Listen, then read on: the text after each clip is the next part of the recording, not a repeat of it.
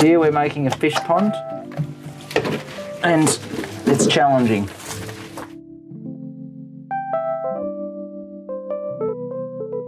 Hey guys, Ben here from the Fibreglass factory. Today I just want to show you how versatile Fibreglass can be.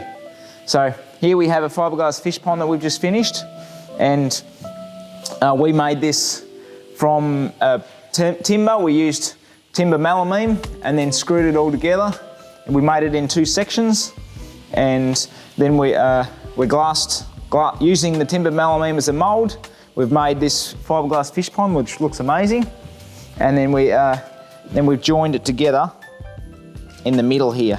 So it's seamless on the outside. You can't see where the joint is, but it saved us having to build a mould that was 4 meters long.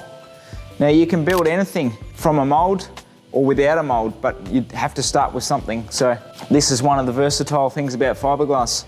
You can start with chicken wire and create a shape, and then Fibreglass over the top of it and build anything you can come up with. Whatever you can come up with in your mind, you can build it. So we've built all sorts of weird and wonderful things, but one of the things we built was a cow. The customer requested it to be twice the size of a normal cow. So we used a life-size cow and then took profiles off it and then doubled it in size, and then we cut profiles out of pallets and timber and screwed them together.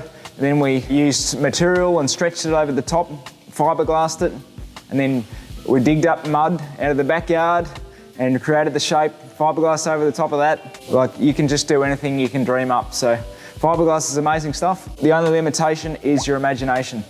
Thanks for watching, and we'll see you on the next video.